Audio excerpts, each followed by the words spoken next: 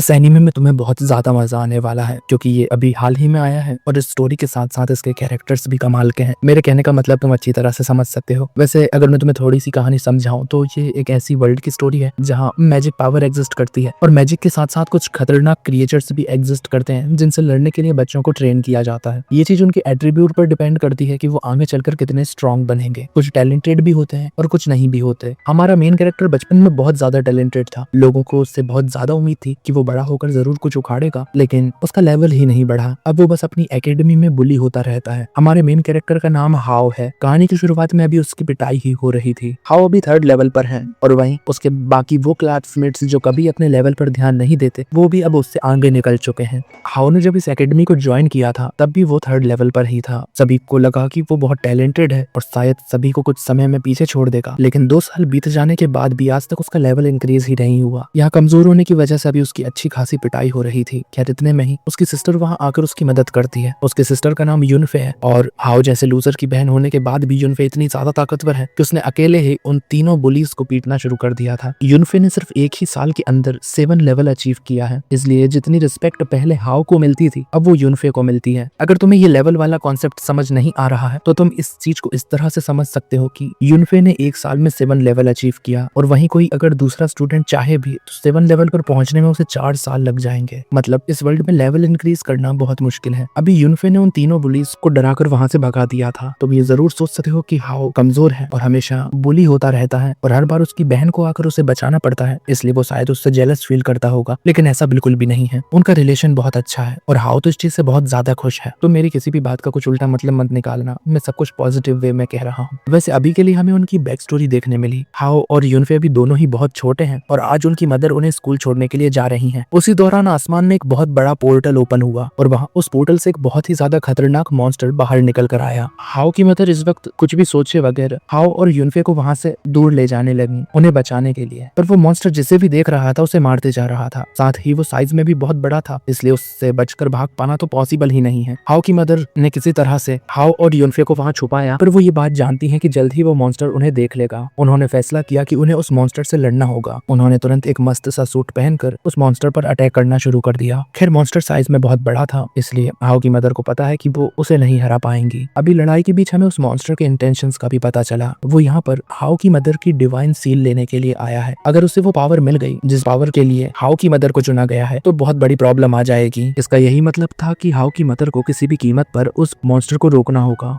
ये बात तो उन्हें भी पता है कि वो उसे हरा नहीं सकती, इसलिए अब एक ही रास्ता बचा हुआ था, लेकिन वो रास्ता बहुत मुश्किल है। खैर ऑप्शन ना दिखते हुए उन्होंने फैसला किया और हाउस से कहा कि वो अपनी बहन का ख्याल रखे। ऐसा कहकर वो उस डिवाइन सील को लेते हुए सीधा हवा में आ चुकी थी और वहां जाकर उन्होंने उसे डिस्ट्रॉय कर दिया था। उसे डिस्ट्रॉय करने का मतलब खुद को भी खत्म कर लेना था। वहाँ बहुत ही ज्यादा तेज धमाका हुआ और उन्होंने उस मॉन्स्टर को उस डिवाइन सील तक पहुंचने से रोक लिया। वो मॉन्स्टर भी उस धमाके में मारा जा चुका था, लेकिन इस तरह की पावर हमेशा के लिए खत्म नहीं हो सकती। ये बात बाकी सभी मॉन्स्टर्स भी जानते हैं, इसलिए उस वक्त के बाद से बहुत सारे मॉन्स्टर्स इस डायमेंशन में आना स्टार्ट हो गए उस डिवाइन सील की तलाश में। खैर इंसानों ने भी इस चीज के लिए तैयारी की और उस इंसिडेंट के बाद से ह्यूमंस खुद को ट्रेन करने लगे जिससे उन मॉन्स्टर्स का सामना किया जा सके। ज्यादातर पावर्स न्यूबॉर्न बेबीज को मिल रही थी, इसलिए कुछ मैजिक एकेडमीज क्रिएट की गई जिनसे बचपन से ही सभी की ट्रेनिंग शुरू हो सके और उन्हें लड़ना सिखाया जा सके। वैसे इसके बाद अब कहानी वापस करंट टाइम पर आती है। हम देखते हैं कि हाओ अभी अपना बर्थडे सेलिब्रेट कर रहा था। आज उसका 18th बर्थडे है। अब मदर तो है नहीं, इसलिए वो अभी अपने फादर और अपनी सिस्टर के साथ बर्थडे सेलिब्रेट कर रहा है। अभी उसके फादर कह रहे थे कि आज उसका जन्मदिन है, इसलिए उसे कुछ विश मांगनी चाहिए। नॉर्मली हाओ यही विश मांगता कि वो ताकतवर बन जाए, पर अगर इस तरह से विश मांगने से पूरी होती तो अब तक वो कभी का ताकतवर बन चुका होता। वैसे अभी हाओ विश मांगे इसके पहले ही वहाँ सिटी में एक मॉन्स्टर अपीयर हुआ और हर तरफ तबाही फैलाने लगा। वो उस रेस्टोरेंट के पास भी पहुंचा जहाँ हीरो और उसकी फैमिली है और उसने वहाँ अटैक करना शुरू कर दिया। जब हाओ के फादर ने खतरा देखा तो उन्होंने फैसला किया कि उन्हें अपनी फैमिली को प्रोटेक्ट करना होगा और उन्होंने तुरंत ही अपनी पावर एक्टिवेट की और उस मॉन्स्टर पर अटैक करने के लिए आगे बढ़ गए। हमें पता चला कि वो लेवल 9 पर हैं। उन्हें नहीं पता कि वो जीत पाएंगे या नहीं, बस वो इसलिए लड़ रहे हैं जिससे उनके बच्चे टाइम रहते यहाँ से निकल पाए। खैर उस मॉन्स्टर ने अभी एक ही अटैक में उन्हें वहां से दूर फेंक दिया था, जो देखकर युनफे को बहुत ही ज्यादा गुस्सा आया और वो उस मॉन्स्टर पर हमला करने लगी। लेकिन नॉर्मल बात थी, उसके फादर 9th लेवल पर थे, फिर भी वो कुछ नहीं कर पाए, तो आखिर वो 7th लेवल पर होते हुए क्या ही कर सकती थी। उसने एक स्पिरिचुअल एरो क्रिएट जरूर किया पर उससे उस मॉन्स्टर को कुछ फर्क नहीं पड़ा था, बल्कि उस मॉन्स्टर ने ही यहाँ युनफे को टारगेट बनाते हुए उसे वहां से दूर फेंका, जिससे युनफे को चोट आ गई। बाद में वो स्पाइडर मॉन्स्टर युनफे पर एक और अटैक करने वाला था। उस अटैक के बाद यूनफे का डोनट बन जाता, लेकिन तभी हाओ वहाँ पर आकर उस अटैक को रोक लेता है। यूनफे अभी थोड़ी सी इमोशनल हो चुकी थी। वो हाओ से कह रही थी कि उसे बीच में नहीं आना चाहिए था, वो उस स्पाइडर मॉन्स्टर का मुकाबला नहीं कर सकता, उसे वहाँ से भाग जाना चाहिए। पर हाओ कहता है कि ये सारी बातें वो खुद भी जानता है, पर वो अपनी फैमिली को प्रॉब्लम में छोड़कर नहीं भाग सकता। उसने कहा कि वो उस मॉन्स्टर को अकेला रोक लेगा, तब तक वो उनके फादर को लेकर वहाँ से निकले। इस तरह की सिचुएशन में इतनी बातें नहीं करनी चाहिए। हाओ के पास वैसे भी बिल्कुल पावर नहीं है और ना ही उसके पास इतनी स्ट्रेंथ है कि वो स्पाइडर मॉन्स्टर को ज्यादा देर तक रोक सके। इतनी देर उसने उसे रोक लिया, यही बहुत बड़ी बात थी। अभी के लिए वो स्पाइडर मॉन्स्टर अटैक करता है और हाओ को जमीन पर गिरा देता है। उसने इस वक्त हाओ के सीधे दिल पर हमला किया था। उस मॉन्स्टर को लगा कि शायद हाओ फिर से खड़ा नहीं हो पाएगा। यही सोचकर वो उसे वहीं छोड़ते हुए यूनफे और उसके फादर की तरफ बढ़ने लगा, पर वहाँ हाओ ने अभी हार नहीं मानी थी। वो जमीन पर पड़ा हुआ था, मगर फिर भी उस मॉन्स्टर को पीछे खींच रहा था जिससे वो आगे ना बढ़ पाए। खैर स्पाइडर ने फिर से उसे वहां से दूर फेंक दिया और हाओ बहुत ही तेजी से जमीन से टकराया। अभी इससे उसकी दिल की धड़कन बहुत ही ज्यादा तेज हो चुकी थी। उसके दिमाग में यही बात घूम रही थी कि क्या यही उसका अंत है, क्या वो इसी तरह से मारा जाने वाला है। उसे पहले ही बहुत ज्यादा चोट आ चुकी थी और उसकी बॉडी से बहुत ज्यादा ब्लड भी निकल चुका था, इसलिए सच में शायद यही उसका अंत था। उसकी आंखें भी बंद होने लगी और उसी समय उसकी बॉडी में एक बहुत ही मिस्टीरियस सी पावर फैलना शुरू हुई। ये पावर ग्लोरी सिस्टम उसे दे रहा था और उसके पास अब उस सिस्टम का किंग का टाइटल आ चुका था। इस चीज के बारे में हमें बाद में डिटेल में पता चलेगा। अभी के लिए वो जो भी पावर थी उसने हाओ को बहुत ही हाई अमाउंट में स्पिरिचुअल फोर्स दे दिया। हाओ भी ये नहीं जानता कि ये चीज कैसे हुई, पर अभी ये सब जानने का समय नहीं है। उसने सीधा उठकर उस स्पाइडर मॉन्स्टर पर अटैक करना शुरू कर दिया। इस बार उसके अटैक सच में उस स्पाइडर मॉन्स्टर को फर्क पहुंचा पा रहे थे। वो मॉन्स्टर भी ये बात समझ चुका था कि अब वो शायद नहीं जीत पाएगा, इसलिए आसपास जितनी भी डेड बॉडीज पड़ी हुई थी उसने उन सभी की पावर्स को एब्सॉर्ब करना शुरू कर दिया। इस तरह से वो स्पाइडर मॉन्स्टर अपनी पावर को बहुत ज्यादा अमाउंट में बढ़ा पा रहा था। कुछ ही देर में वो हाओ से भी ज्यादा स्ट्रांग हो चुका था। उसके हमले ने फिर से हाओ को जमीन पर लाकर गिरा दिया। हाओ अगर अनलिमिटेडली उस स्पिरिचुअल फोर्स को यूज कर पाता तो इजीली उस स्पाइडर मॉन्स्टर को हरा देता, लेकिन स्पिरिचुअल एनर्जी ही काफी नहीं है। उसके पास फिजिकल स्ट्रेंथ भी होनी चाहिए उस पावर को सहने के लिए। इतने लंबे समय की ट्रेनिंग के बाद भी उसकी बॉडी में इतनी फिजिकल स्ट्रेंथ नहीं है कि वो और देर तक कंटिन्यू कर पाए, और ये चीज उसका सिस्टम भी समझ चुका था। सिस्टम ने देखा कि हाओ की जो एचपी है, मतलब उसकी हेल्थ, वो बिल्कुल एंड पर है। इसका मतलब हाओ वहीं मारा जाने वाला है। एक बार फिर हाओ को बचाने के लिए उस सिस्टम ने उसे एक अनबिलीवेबल अमाउंट में स्पिरिचुअल फोर्स दिया। इस बार ये फोर्स इतना ज्यादा था कि हाओ को फिजिकल स्ट्रेंथ की जरूरत ही नहीं थी। उस स्पिरिचुअल पावर ने ही उसे खड़े होने पर मजबूर कर दिया। इतनी पावर की वजह से हीरो का फायर एलिमेंट भी अवेकन हो चुका था। उसने तुरंत फायर एलिमेंट की मदद से उस स्पाइडर मॉन्स्टर पर अटैक किया। वो अटैक इतना ज्यादा खतरनाक था कि वो मॉन्स्टर वहीं जलकर मारा गया। इस अटैक के बाद हाओ की पावर अपने आप ही शांत हो चुकी थी और वो जमीन पर आकर गिर चुका था। साथ ही वो अनकॉन्शियस हो चुका था। बेहोशी की हालत में भी वो किसी दूसरे डायमेंशन में था, जहाँ उसे पता चला कि उसकी बॉडी ने एक डिवाइन सिस्टम को अवेकन कर लिया है। उसके पास बहुत सारी पावर्स हैं, लेकिन अभी वो पूरी तरह से लॉक हैं, जिन्हें अनलॉक करना पड़ेगा। उसे अगर और पावर चाहिए तो उसे अपनी बॉडी को इन स्पेशल टेक्निक्स के साथ लिंक करना सीखना होगा। ये जो लिंक का कॉन्सेप्ट है ये थोड़ा सा अलग है। नॉर्मली उसकी बॉडी पावर के हिसाब से 3rd लेवल पर है, लेकिन लिंक वाला जो लेवल है वो उसे 12th लेवल तक पहुंचा चुका है। अगर हम इसे बहुत ही इजीली समझें तो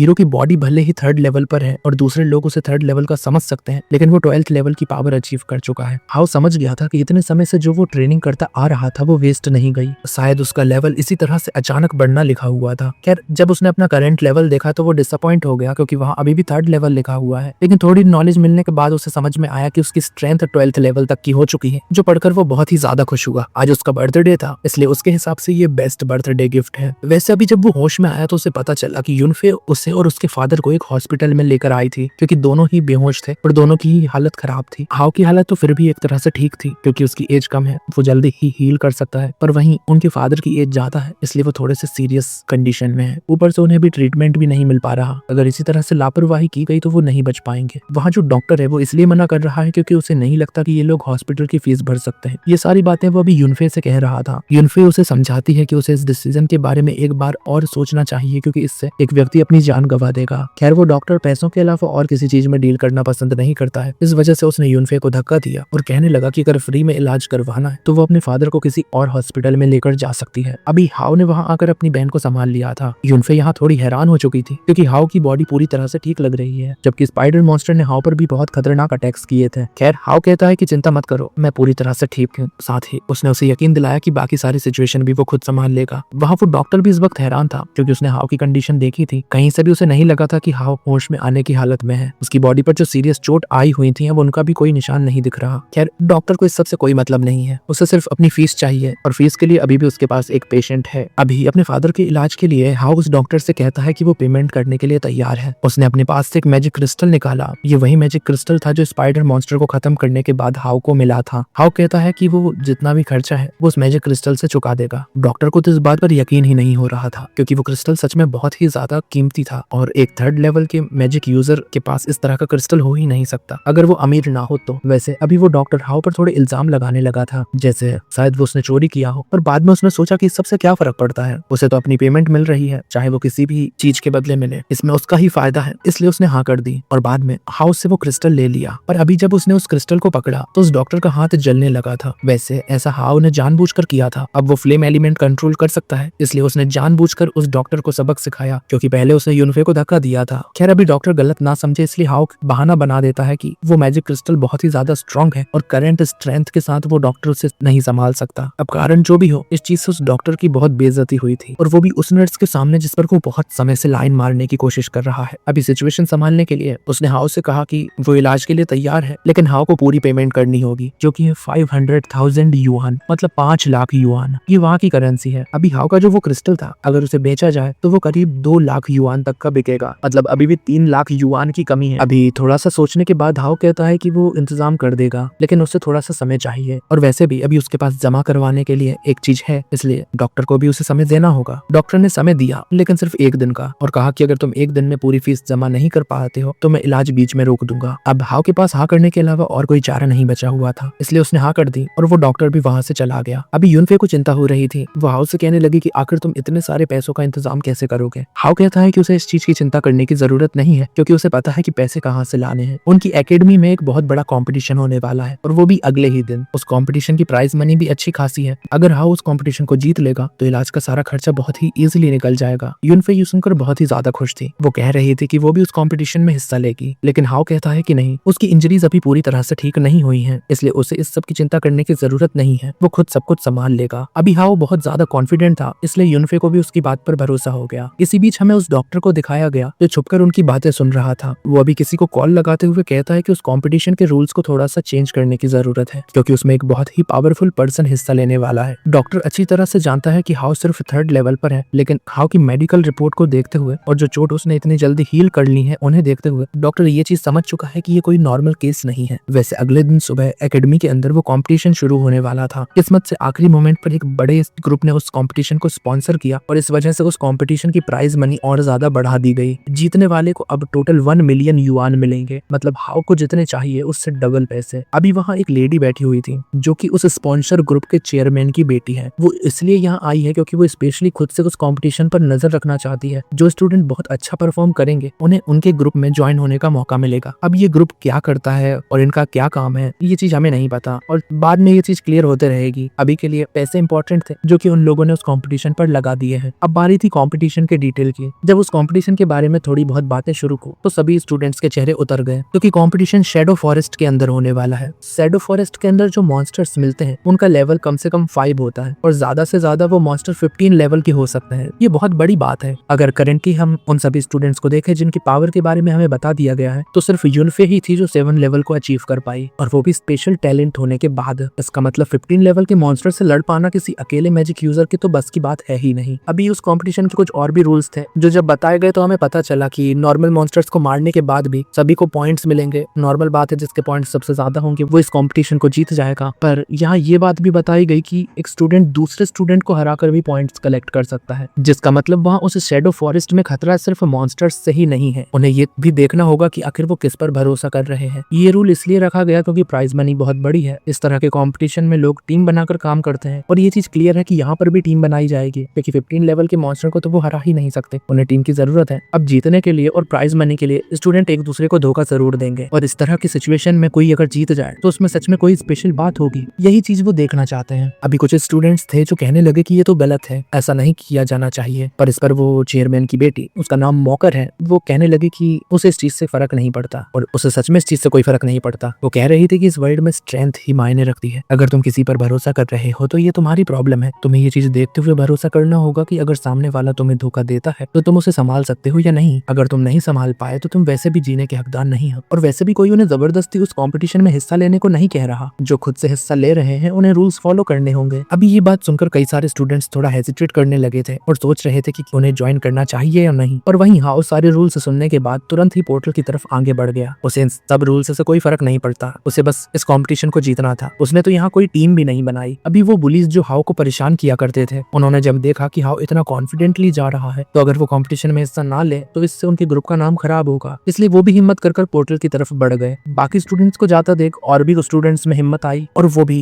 कंपटीशन में हिस्सा लेने के लिए तैयार हो चुके थे। हाउ सबसे पहले उस पोर्टल की दूसरी तरफ गया था, इसलिए मोकर इस वक्त हाउ की स्टेटस विंडो देख रही थी। वो अभी हाउ को लेकर थोड़ा इंटरेस्टेड है क्योंकि उसे न्यूज मिल चुकी है कि हाउ ने एक दिन पहले ही एक बहुत पावरफुल स्पाइडर मॉन्स्टर को हराया था, और वो भी सिर्फ लेवल 3 पर रहते हुए। वैसे भी शैडो फॉरेस्ट के अंदर हाउ नॉर्मल मॉन्स्टर्स को मार रहा था जो कि बेसिक स्पाइडर मॉन्स्टर्स थे। उन्हें मारने पर उसे ज्यादा पॉइंट्स नहीं मिल रहे थे और ना ही उसे कोई एक्सपीरियंस मिल पा रहा है। एक्सपीरियंस असल में लेवल बढ़ाने के लिए बहुत जरूरी है, लेकिन नॉर्मल मॉन्स्टर्स को मारने पर बहुत कम एक्सपीरियंस मिलता है। उसे चाहिए था कि कोई पावरफुल मॉन्स्टर उसके सामने आए, इसी वजह से वो कुछ मॉन्स्टर्स को जिंदा छोड़ देता है और उन्हें फॉलो करने लगता है, ये सोचकर कि शायद वो उसे किसी पावरफुल मॉन्स्टर तक ले जाएंगे। जब हाउ ने उन मॉन्स्टर्स को फॉलो करना शुरू किया तब रास्ते में अचानक उसे किसी लड़की की आवाज सुनाई दी जो मदद मांग रही थी। अब इस तरह के डरावने जंगल में हम जैसे समझदार लोग कभी उस डायरेक्शन में नहीं जाएंगे, लेकिन हाउ की सोच बहुत अलग है, इसलिए वो सीधा उसी डायरेक्शन में बढ़ गया। वहां पहुंचकर उसने देखा कि उसकी एक क्लासमेट स्पाइडर वेब में बंधी हुई है। उस क्लासमेट ने जब हाउ को देखा तो वो बहुत खुश हो गई क्योंकि फाइनली कोई उसकी मदद के लिए आ चुका है। वो हाउ से मदद मांग रही थी, पर वहीं हाउ सोच रहा था कि कहीं ये कोई ट्रैप तो नहीं। जैसा कि हमें पता है कि ज्यादातर स्टूडेंट्स ग्रुप बनाकर आए थे, तो इस तरह से एक क्यूट लड़की का अकेला होना ये बहुत अलग तरह से सेंस बना रहा है। खैर वो लड़की बताती है कि उसके टीममेट्स ने उसे धोखा दिया। जब वो स्पाइडर वेब्स में फंसी तो उन्होंने मदद करने के बजाय वहां से भागना चुना। वो हाउ से कहने लगती है कि अगर हाउ उसकी मदद नहीं करेगा तो वो यही मारी जाएगी। अब हाउ वैसे तो मदद नहीं करता, लेकिन उस लड़की की स्टोरी सुनकर उसे थोड़ा बुरा महसूस हुआ क्योंकि उसे उसके ही दोस्तों ने धोखा दिया है, इसलिए उसने मदद करने का फैसला किया। पहले वो उस लड़की को चुप रहने का कहता है क्योंकि वो इतने जोर जोर से चिल्ला रही है। अगर आसपास कोई पावरफुल मॉन्स्टर होगा तो वो उनकी आवाज सुनकर यहाँ आ जाएगा। अब जब वो लड़की चुप हुई तो हाउ ने अपने फ्लेम एलिमेंट की मदद से उन स्पाइडर वेब्स को जलाना शुरू कर दिया। वेब्स के जलते ही वो लड़की नीचे गिरने लगी थी। उसे चोट न लगे इसलिए हाउ उसे कैच करने के लिए आगे बढ़ा, पर इसी बीच वो खुद भी एक स्पाइडर ट्रैप में फंस जाता है। ये जो कुछ भी हो रहा था ये एक स्पाइडर मॉन्स्टर का ट्रैप था। उसने जानबूझकर उस लड़की को जिंदा छोड़ा था ताकि वो किसी को मदद के लिए बुलाए और उस मॉन्स्टर को एक और शिकार मिल सके। खैर ये पूरी तरह से एक विन विन सिचुएशन थी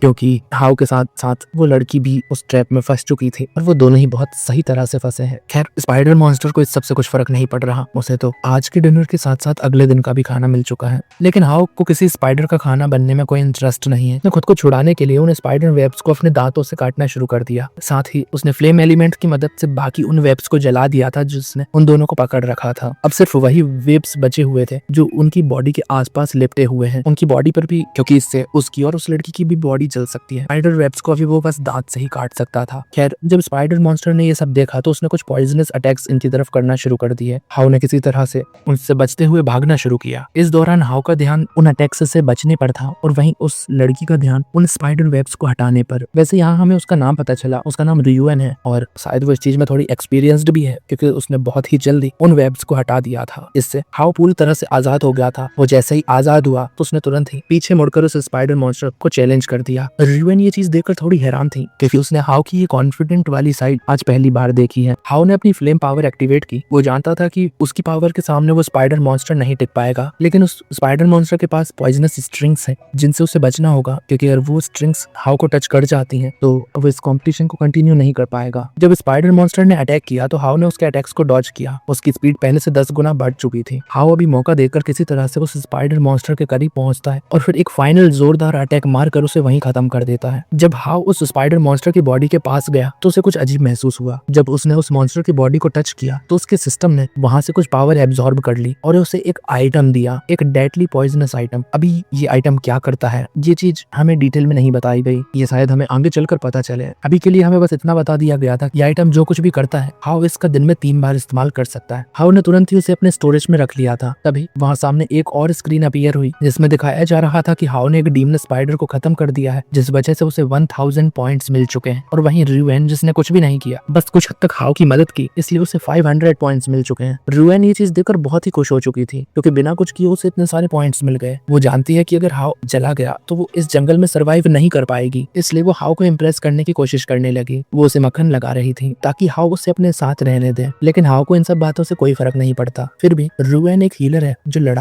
लड़ने में तो मदद नहीं कर सकती, पर कम से कम प्रॉब्लम के बीच उसे हील कर पाएगी। और साथ ही साथ हाओ के हिसाब से वो थोड़े भरोसे के भी लायक है, इसलिए हाओ ने उसे साथ रहने की परमिशन दे दी। वैसे इसी बीच सीन चेंज हुआ और हमें रुएन के टीममेट्स को दिखाया गया जिन्होंने रुएन को धोखा दिया था। इस वक्त वो खुद भी एक बहुत बड़ी प्रॉब्लम में फंसे हुए थे। उन पर एक बहुत ही पावरफुल मॉन्स्टर ने अटैक कर दिया था। उन तीनों में से एक तो शुरुआत में ही मारा गया और दूसरा भी लगभग मरने की हालत में था, लेकिन मरने से पहले उसने एक खास टेलीपोर्टेशन स्क्रोल को ओपन किया, जिसके बाद वो उस कॉम्पिटिशन से बाहर टेलीपोर्ट हो गया। मतलब कम से कम उसकी जान बच गई। वहीं तीसरा मेंबर जिसका नाम ली है, उसे समझ नहीं आ रहा था कि वो क्या करे, इसलिए वो उस मॉन्स्टर से बचकर भागने लगा। उसके पास एस्केप स्क्रोल भी नहीं है जिससे वो यहाँ से बाहर निकल पाए। भागते भागते वो रुएन और हाओ के पास पहुंचा। वो हाओ से मदद मांगने लगा, लेकिन हाओ ने मना कर दिया क्योंकि इससे उसका कोई फायदा नहीं है, और ली जैसे लड़के की तो वो वैसे भी मदद नहीं करेगा जिसने अपनी दोस्त को धोखा दिया हो। वैसे रुएन को ये सही नहीं लगा, उसे ली के लिए थोड़ा बुरा लग रहा था। उसने ली से कहा कि वो उसे माफ कर देगी अगर वो प्रॉमिस करे कि वो आगे किसी को धोखा नहीं देगा। हाओ ने उसे समझाया कि उसे इतने जल्दी किसी को माफ नहीं करना चाहिए, लेकिन शायद रुएन ने उसकी बात नहीं सुनी क्योंकि वो तो ऑलरेडी ली को हील करना शुरू कर चुकी थी। हीलिंग पावर से अभी ली की स्ट्रेंथ वापस आने लगी थी, लेकिन तभी वो पावरफुल मॉन्स्टर वहां आ पहुंचा। वो मॉन्स्टर खास तौर पर ली के पीछे पड़ा हुआ था। शायद ली और उसके दोस्तों ने ही उसे उंगली की होगी, पर जो भी हो रुएन ने ली को हील किया, इसलिए उस मॉन्स्टर ने अब रुएन को टारगेट बना लिया। रुएन को बचाने के लिए हाओ उसे वहां से दूर ले जाता है। इस दौरान रुएन हाओ से कह रही थी कि उसे दूसरी डायरेक्शन में भाग जाना चाहिए ताकि वो खुद को बचा सके। वो तब तक खुद उस मॉन्स्टर को डिस्ट्रैक्ट कर रखेगी। इस तरफ हमें ली को दिखाया गया जो अब अच्छा खासा हील हो चुका है, मतलब उसके पास अपनी स्ट्रेंथ आ चुकी है, इसलिए उसने अपनी स्ट्रेंथ का फायदा उठाते हुए वहां से भागने का फैसला किया। उसने अपनी डायरेक्शन बदल ली क्योंकि वैसे भी वो मॉन्स्टर अब हाओ और रुएन के पीछे पड़ा हुआ है, लेकिन हाओ तुरंत वहां आकर उसे पकड़ लेता है और वो ली से कहता है कि वो तब तक उसे नहीं जाने देगा जब तक वो रुएन से माफी ना मांग ले। वो मॉन्स्टर अभी भी उनके पास ही था, इसलिए हाओ ने पहले उस पर अटैक किया और एक जोरदार अटैक के साथ उस मॉन्स्टर को वहीं गिरा दिया। हाओ के हिसाब से वो मॉन्स्टर मारा गया, इसलिए अब आगे बात कंटिन्यू की जा सकती थी। ली पहले ही बहुत ज्यादा डर चुका था, इसलिए वो तुरंत अपने घुटनों के बल आता है और रुएन से माफी मांगने लगता है। उसने प्रॉमिस किया कि वो आगे से किसी के साथ भी ऐसा कुछ नहीं करेगा। अब रुएन तो पहले ही माफ कर चुकी थी, इसलिए वो उससे कहती है कि उसे माफी मांगने की जरूरत नहीं है। पर इस बीच जब उसका ध्यान थोड़ा सा हटा तो ली ने तुरंत उस पर अटैक कर दिया। वो उसे जान से मारना चाहता था क्योंकि रुएन की वजह से उसे घुटनों के बल आकर माफी मांगनी पड़ी, जबकि गलती तो उसकी खुद की है। हाओ ने ये देखकर तुरंत उसे रोक लिया और उसे जोरदार पंच मारे। 3 मुक्कों के बाद उसकी पूरी एचपी खत्म हो चुकी थी। हाओ चाहता तो उसे जान से भी मार सकता था क्योंकि रूल्स उसका कुछ नहीं कर पाएंगे, इस कंपटीशन में ये चीज अलाउड है, लेकिन उसने ऐसा नहीं किया।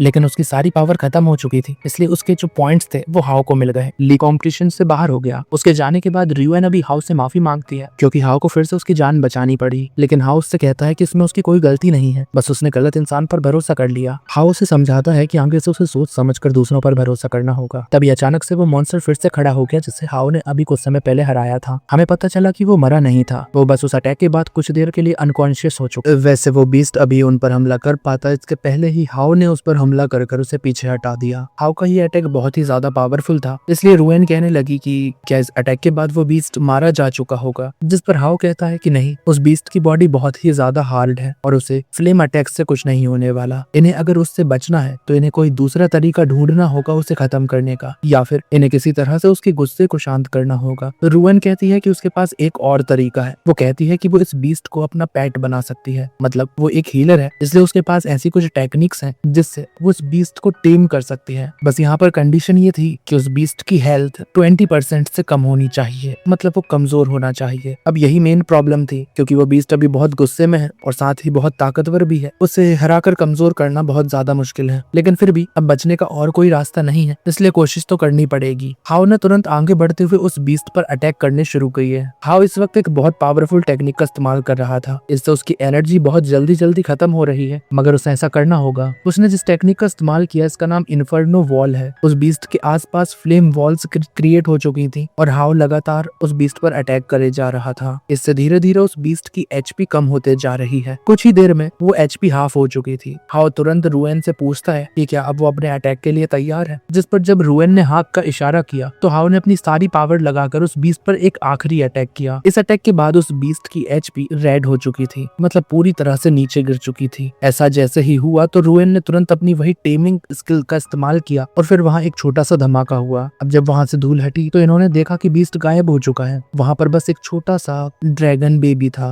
हाओ कह रहा था कि क्या वो अटैक सच में काम किया, जिस पर रुएन कहती है कि बिल्कुल वो अटैक काम किया और अब वो बीस्ट अपने ओरिजिनल फॉर्म में आ चुका है। ऐसा इस वजह से हुआ क्योंकि अब उस बीस्ट का गुस्सा शांत हो चुका था। हाओ कहता है कि ये तो बहुत अच्छी बात है, अब वो उस बीस्ट को मारकर अपने मिशन को कंटिन्यू कर सकते हैं। उसने अपनी तलवार निकाल ली, लेकिन जब ये बात उस बीस्ट ने सुनी तो वो घबरा गया और रुएन से मदद मांगने लगा। साथ ही वो रोते हुए उसके पीछे छिप गया था। रुएन से ये चीज देखी नहीं गई और उसने हाओ को रोक लिया। वो हाओ से कहती है कि ये कितना क्यूट है, वो इसे मरता हुआ नहीं देख सकती। वो हाओ से कह रही थी कि वो उसे जिंदा छोड़ दे। अगर वो ऐसा करते हैं तो वो बेबी ड्रैगन उन्हें कुछ कीमती चीज देगा, ऐसा खुद उस ड्रैगन ने कहा था। हाओ ये सुनकर बहुत ज्यादा हैरान था कि रुएन एक बीस्ट की बातें समझ सकती है। पर जो भी हो, हाओ को नहीं लगता कि वो ड्रैगन ऐसा कुछ दे सकता है जो 1 मिलियन युआन से ज्यादा कीमती हो। इस कंपटीशन में जीतने के लिए उन्हें ज्यादा से ज्यादा पॉइंट्स कलेक्ट करने हैं और इस बेबी ड्रैगन जैसे बीस्ट को खत्म करने के बाद उन्हें अच्छे खासे पॉइंट्स मिल सकते हैं। इसी वजह से हाओ ये बात कह रहा था। अभी अपनी बात पूरी कर हाओ तुरंत अपनी तलवार लेकर आगे आया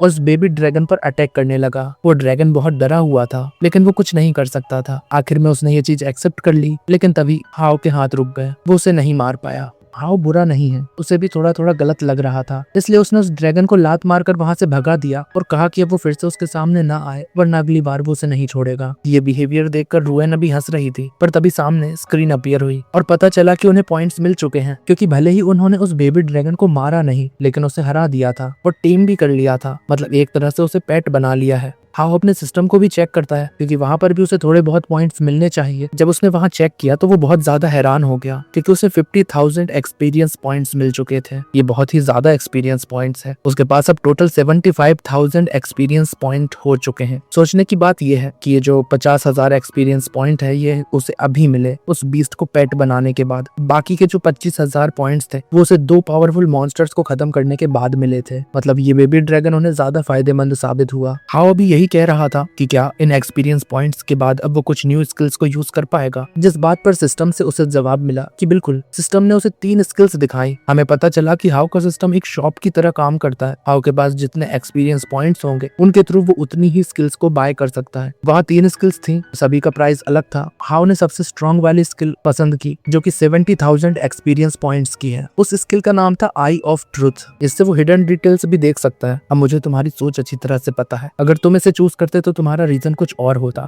लेकिन हाओ का रीजन कुछ और है। अभी हाओ ने पूरी पेमेंट की और उस स्किल को अपना बना लिया। वापस यहाँ शैडो फॉरेस्ट पहुंचने के बाद हाओ ने देखा कि रुएन के हाथ में एक बड़ा सा अंडा है। रुएन बताती है कि वो एग उसे झाड़ियों में मिला। हाओ ने उसकी बात पर यकीन कर लिया, क्योंकि यकीन करना ही प्रैक्टिकल सेंस बनाता है। हाओ कह रहा था कि शायद ये वही स्पेशल चीज है जिसकी बात वो बेबी ड्रैगन कर रहा था। हाओ जब अपनी न्यू स्किल की मदद से उसे चेक करता है, हाओ को उस एग की डिटेल्स मिलती हैं। हाओ समझ गया था कि वो सच में कीमती आइटम है, इसलिए वो रुएन को उसे साथ रखने का कहता है। वैसे अभी जब उन्होंने आगे बढ़ना शुरू किया तो हमें दिखाया गया कि मोकर इस वक्त उन पर ही नजर रख रही है। अब वो हाओ में और भी ज्यादा इंटरेस्टेड दिखाई दे रही थी। खैर, अब इस कॉम्पिटिशन के अगले फेज को शुरू करने का समय हो चुका था, इसलिए अभी जितने भी लोग वहाँ मौजूद हैं उन सभी के पॉइंट्स स्क्रीन पर अपीयर हुए। नॉर्मली तो ये चीज बहुत ही ज्यादा नॉर्मल है, सभी के पॉइंट्स सभी को दिखाए जा रहे हैं, लेकिन इसका असल रीजन थोड़ा सा डार्क था। पॉइंट्स दिखाने का असल रीजन ये है कि मॉन्स्टर्स को मारकर पॉइंट्स मिलते हैं, लेकिन ये चीज पहले ही क्लियर कर दी गई थी कि अपने साथियों को भी हराकर पॉइंट्स कलेक्ट किए जा सकते हैं। इससे ये होगा कि जो पॉइंट्स लिस्ट में सबसे ऊपर होगा, बाकी स्टूडेंट्स उसे टारगेट बना सकते हैं अपने पॉइंट्स बढ़ाने के लिए। अभी फर्स्ट पोजीशन पर हाओ था, जिसके सबसे ज्यादा पॉइंट्स हैं। अब कोई समझदार होता तो यही सोचता कि वो फर्स्ट पोजीशन पर है, जरूर इसका कुछ बड़ा रीजन होगा, लेकिन उनमें से कोई भी समझदार नहीं है। वो यही सोच रहे थे कि हाओ तो 3rd लेवल पर है, जरूर उसे कोई जैकपॉट मिला होगा जिस वजह से उसके पॉइंट्स अपने आप ही इतने बढ़ गए। उन सभी ने प्लान कर लिया था कि अब वो हाओ को टारगेट बनाएंगे और उसके पॉइंट्स को अपना बनाएंगे। इस बीच हमें उन बुलीज को भी दिखाया गया, वो भी अभी यही बात कर रहे हैं कि अभी उन्हें चलकर हाओ को टारगेट बनाना चाहिए। वहीं दूसरी तरफ कुछ लोग ऑलरेडी हाओ के पास पहुंच चुके थे, जिनमें से 2 तो हाओ से ऑलरेडी बहुत आसानी से हार गए, और जो तीसरा वाला था वो अभी इस चीज को हैंडल नहीं कर पा रहा था कि आखिर हाओ इतना स्ट्रॉन्ग कैसे हो गया। उसने हाओ पर हमला करने की कोशिश की, लेकिन हाओ ने उसकी तलवार को 2 उंगलियों से रोक लिया था। वो लड़का समझ चुका था कि वो हाओ को नहीं हरा सकता, इसलिए वो वहां से भागने लगा, पर हाओ ने उस पर एक फायर बॉल से अटैक करते हुए उसे जमीन पर गिरा दिया। अभी जब वो तीनों लड़के जमीन पर पड़े हुए थे तो रुएन ने वहां आकर उनके पास से उनके स्केप स्क्रोल्स निकाले और जबरदस्ती उन्हें यहाँ से बाहर टेलीपोर्ट कर दिया। वो तीनों ही कॉम्पिटिशन से बाहर हो चुके थे और लकीली उनके जितने भी पॉइंट्स थे वो सारे पॉइंट्स हाओ को मिल चुके थे क्योंकि हाउ ने ही उन्हें हराया था। वैसे अभी हाउ जानता था कि बाकी स्टूडेंट्स भी उस पर अटैक करने के लिए आ सकते हैं, इसलिए उसे जल्द से जल्द इस कंपटीशन को क्लियर करना होगा। उसने तुरंत अपनी उसी नई टेक्निक आई ऑफ ट्रूथ का इस्तेमाल किया और पूरे फॉरेस्ट को स्कैन किया। इससे उसे उस बॉस मॉन्स्टर की लोकेशन का पता चल चुका था। हाउ ने रुएन से कहा कि हमें तुरंत वहां पहुंचना चाहिए। उस मॉन्स्टर को खत्म कर वो उस कंपटीशन को जल्द से जल्द क्लियर कर सकते हैं। तभी रुएन ने नोटिस किया कि दो लोग अभी उन्हीं की तरफ बढ़ रहे थे। अब वो जो दो लोग थे वो थोड़े स्ट्रॉन्ग हैं और उनमें से एक वही लुओ है जो हमेशा हाउ को बुली करता रहता था। इस वजह से रुएन को थोड़ी चिंता होने लगी क्योंकि वो जानती है कि वो लोग यहाँ पॉइंट्स के चलते आ रहे हैं, पर हाउ को इस बात से कोई फर्क नहीं पड़ता। वो रुएन से कहता है कि हमें पहले इस जगह से निकलकर मॉन्स्टर वाली जगह पर पहुंचना होगा। कुछ देर दौड़ते हुए ही एक पेड़ के पास पहुंचे और हाउ ने अपनी स्किल की मदद से खुद को और रुएन को इनविजिबल बना लिया, जिसके बाद वो सीधा उस पेड़ के ऊपर चढ़कर बैठ गए थे। अभी कुछ देर इंतजार करने के बाद लुओ और साथ ही उसका एक दोस्त वहां पर पहुंच चुके थे। कुछ ही देर में बाकी स्टूडेंट्स भी वहां पर आ गए क्योंकि जो रैंकिंग लिस्ट निकली थी उसमें सभी की लोकेशन के बारे में लिखा हुआ था और वहां हाउ की लोकेशन भी उन्हें दिख गई थी। वैसे उसी दौरान अचानक से जमीन हिलने लगी। रुएन तो पेड़ पर से गिरने वाली थी लेकिन हाउ ने उसे बचा लिया। अभी रुएन इस चीज से थोड़ी हैरान थी, इसलिए वो कह रही थी कि आखिर यहाँ हो क्या रहा है, जिस पर हाउ कहता है कि उसे इस चीज की चिंता करने की जरूरत नहीं है, ये नॉर्मल है क्योंकि अब बॉस मॉन्स्टर सामने आने वाला है। रुएन हैरान थे पर उससे ज्यादा बाकी सारे स्टूडेंट्स हैरान थे क्योंकि उनके सामने एक ट्री मॉन्स्टर अपीयर हो चुका था जो कि इस कंपटीशन का मेन बॉस है। वो 15th लेवल पर है। अभी डरकर वहां से भागने का कोई फायदा नहीं है क्योंकि इस मॉन्स्टर को हराकर ही इस कंपटीशन को क्लियर किया जा सकता है। इसीलिए लुओ सभी को लीड करने लगा और सभी से कहने लगा कि उन्हें साथ हरीकर फाइट करनी होगी। सभी घबरा रहे थे पर उसने उनसे कहा कि जिनके पास फायर मैजिक है वो लॉन्ग रेंज से उस मॉन्स्टर पर अटैक करेंगे और जो हीलिंग पावर यूज कर सकते हैं उनका काम होगा बाकी सारे फायर मैजिशियंस को हील करना, जिससे वो लगातार अटैक्स करते रहें। इस दौरान वो खुद सबसे आगे रहकर क्लोज रेंज में फाइट करेगा। देखा जाए तो लुओ सच में बहुत अच्छी तरह से लीड कर रहा था, पर इस चीज से वहाँ रुएन को थोड़ी चिंता होने लगी क्योंकि वो टीम वर्क में काम कर रहे हैं और इससे उस ट्री मॉन्स्टर को भी थोड़ा डैमेज पहुंच रहा है। अगर इसी तरह से चलता रहा तो कुछ ही देर में वो उस ट्री मॉन्स्टर को हरा देंगे, जो रुएन नहीं चाहती। हाउ कहता है कि उसे चिंता करने की जरूरत नहीं है क्योंकि भले ही वो ट्री मॉन्स्टर अभी थोड़ा हारते हुए दिख रहा है पर वो कमजोर नहीं है, वो 15th लेवल पर है, ये लोग उसकी बराबरी नहीं कर सकते। वैसे अभी जब लुओ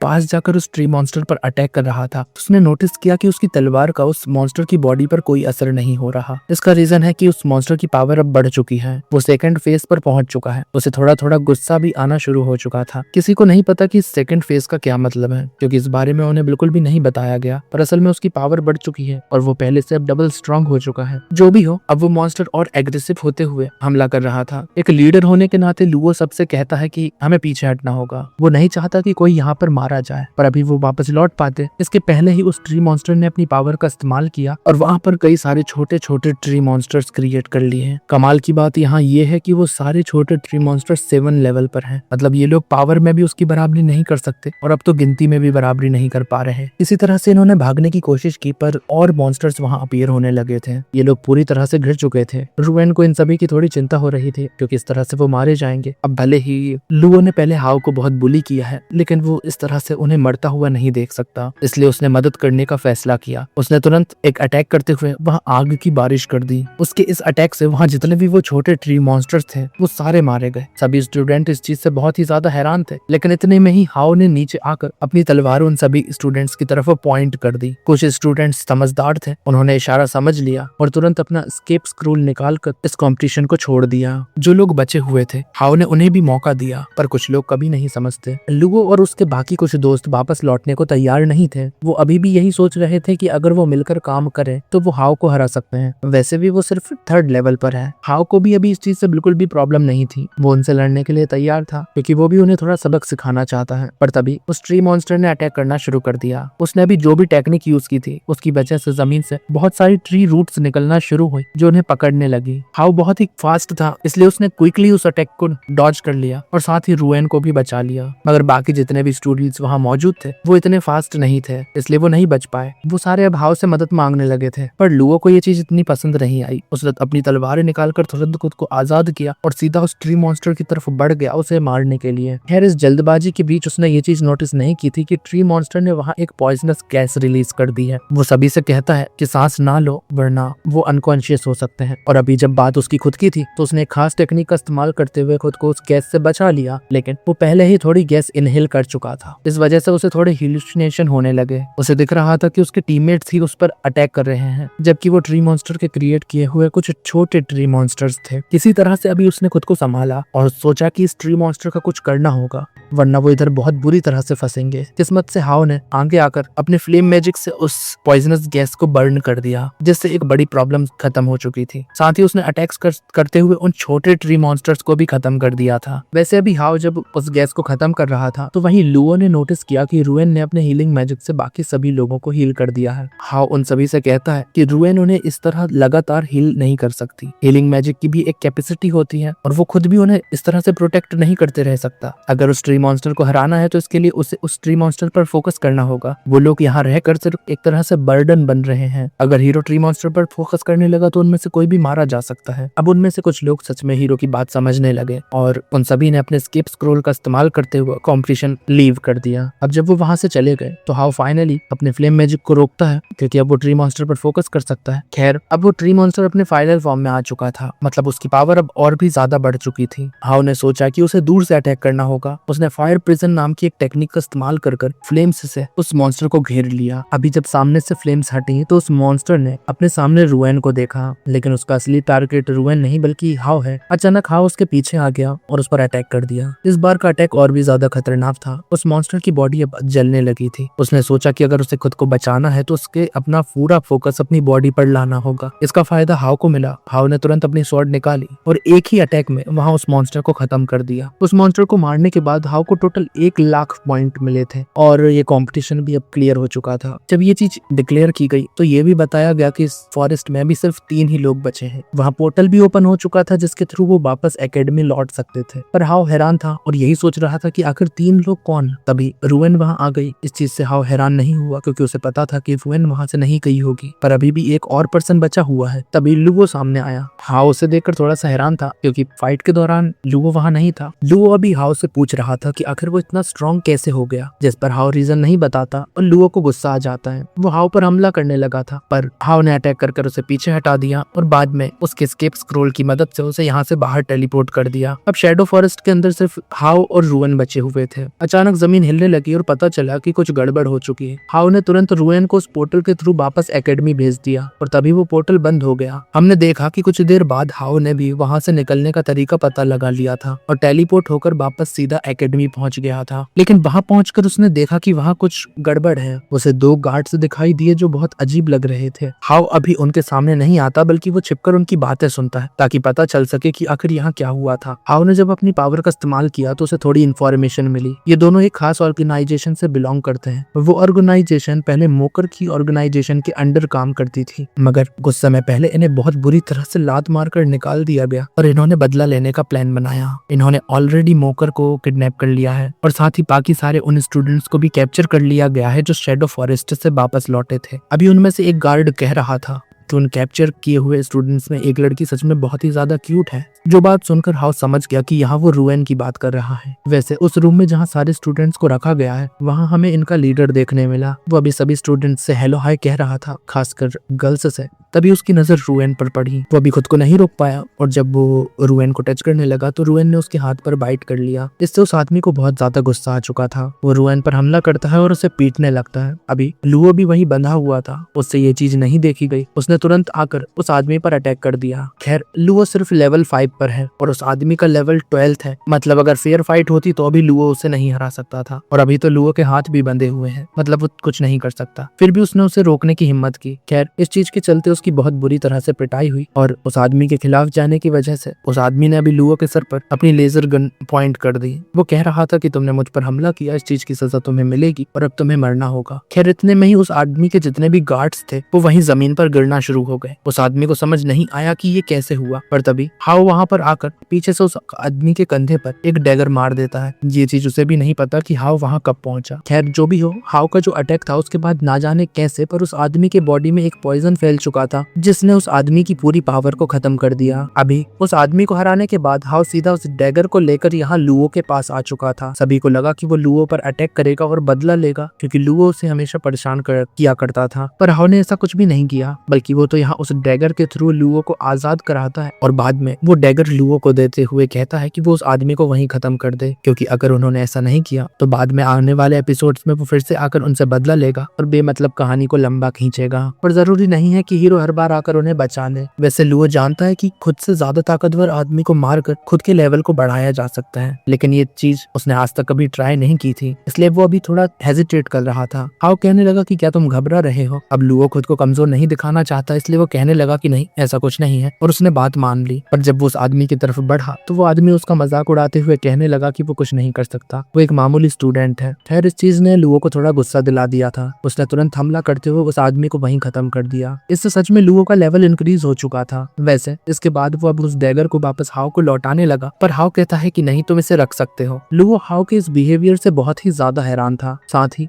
वो उससे माफी भी मांगने लगा था, क्योंकि इतने समय से वो उसे परेशान करते आ रहा था। इस पर हाउ कहता है कि कोई बात नहीं। हालांकि रुएन को ये चीज पसंद नहीं आई। वो कहने लगी कि हाउ को उसे इतने जल्दी माफ नहीं करना चाहिए था, लुओ इस लायक नहीं है। जिस पर लुओ कहने लगा कि मैंने अभी अभी तुम्हारी जान बचाई थी, आखिर तुम ऐसा कैसे कह सकती हो? जिस पर रुएन कहने लगी कि वो चीज अलग है। खैर हाउ कहता है कि उसे इस चीज से फर्क नहीं पड़ता, उसे किसी को भी माफ करने में कोई प्रॉब्लम नहीं है। वैसे भी दुश्मन बने रहने से अच्छा है कि वो दोस्त बने। खैर दोस्त बनने के लिए लुओ कुछ करना होगा। हाउ ने कहा कि वो भी कहीं जा रहा है, जिस बीच वो चाहता है कि लुओ बाकी सभी स्टूडेंट्स को प्रोटेक्ट करने की जिम्मेदारी उठाए। अब जब उन्होंने हाउ से पूछा कि आखिर वो कहाँ जा रहा है, तो हाउ ने कहा कि उसे मोकर को बचाना होगा। उसे इन लोगों ने अलग जगह पर कैद कर रखा है। बस उसके इतना कहते ही ये पार्ट यहीं पर खत्म हो गया। इसके पिछले पार्ट पर ज्यादा व्यूज नहीं आए थे, फिर भी ये पार्ट में जल्दी ले आया। अगर इस पार्ट पर थोड़े अच्छे व्यूज आ जाते हैं तो अगला पार्ट भी मैं जल्दी लाने की कोशिश करूंगा।